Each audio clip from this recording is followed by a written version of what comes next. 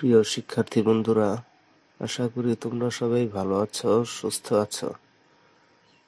আমি মোহাম্মদ হোসনে মোবারক, Nurunnesa school and college, সহকারী শিক্ষক, তথ্য ও যোগাযোগ প্রযুক্তি। আজকে আমি তোমাদের অষ্টম শ্রেণীর তথ্য যোগাযোগ প্রযুক্তির উপর একটি ক্লাস নিচ্ছি।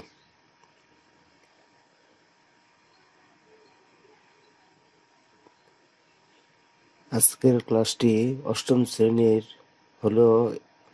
এই ক্লাসটির বিষয়বস্তু নবম ও দশম শ্রেণীর শিক্ষার্থীদের জন্য অত্যন্ত গুরুত্বপূর্ণ। আশা করি তোমরা সব মনোযোগ দিয়ে ক্লাসটি দেখবে। আমরা পাশাপাশি দুটি ছবি দেখতে পাচ্ছি। একজন আখ চাষিকে দেখা যাচ্ছে, পাশে আরেকজন কৃষক ল্যাপটপ নিয়ে বসে আছে। এটি একটি ডিজিটাল সেবা, এর নাম হচ্ছে ই4জি। আমরা আরো দুটি ছবি দেখতে পাচ্ছি।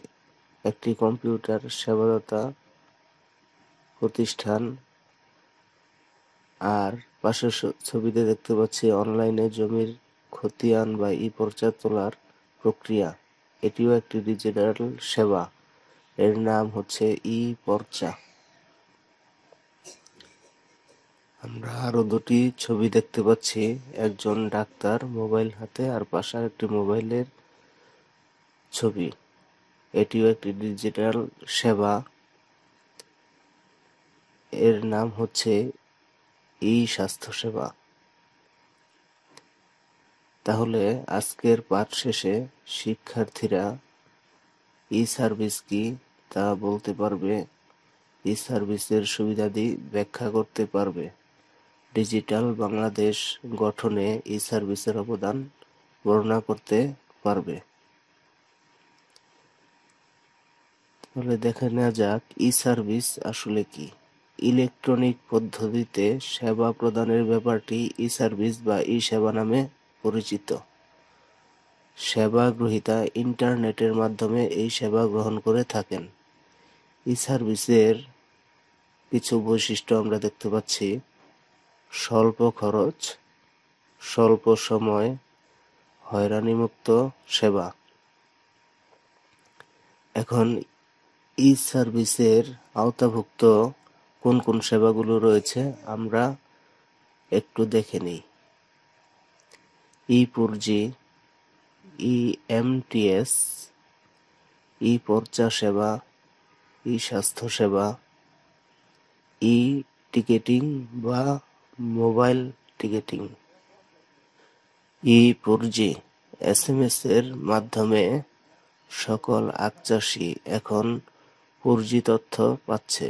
4জি হচ্ছে চিনিকল সমূহে কখন আখ সরবরাহ করতে হবে তার অনুমতিপত্র। এসএমএস এর মাধ্যমে 4জি তথ্য পাওয়ায় চাষিদের হয়রানি ও বিড়ম্বনার অবসান হয়েছে। সময় মতো আখের সরবরাহ নিশ্চিত হওয়ায় চিনিকলের উৎপাদনও বেড়েছে। Electronic money transfer system EMTS, Bangladesh ডাক বিভাগ এই সেবা ব্যবহার করে দেশের এক অঞ্চল থেকে অন্য অঞ্চলে নিরাপদে, দ্রুত ও কম খরচে টাকা পাঠানো যায়।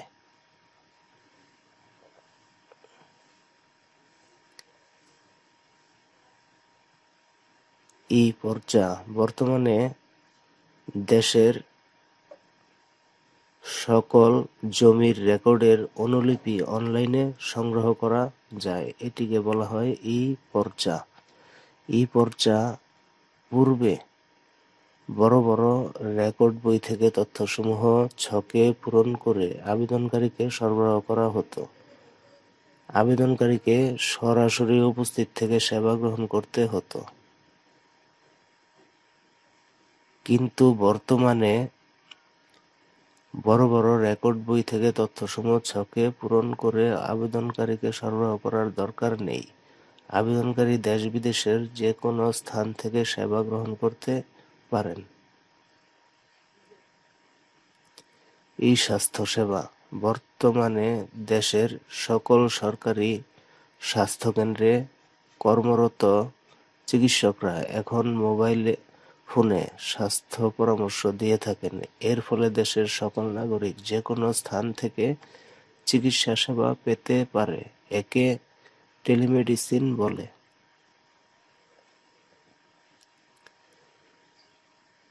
রেলওয়ের টিকেটিং। বাংলাদেশ রেলওয়ের টিকিট এখন মোবাইল ফোনেও ক্রয় করা যায়। বর্তমানে বাস ও বিমানের টিকিটও এ ব্যবস্থার আওতায় এসেছে।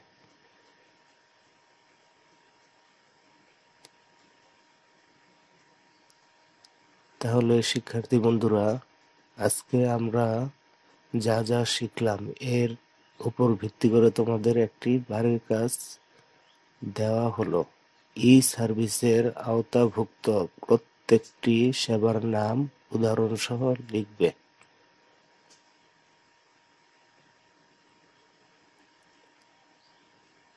তাহলে আজকের ক্লাস থেকে আমি বিদায় নিচ্ছি। আশা করি তোমরা বাসায় ভালোভাবে পড়াশোনা করবে এবং পরবর্তী ক্লাসের জন্য প্রস্তুতি নিবে।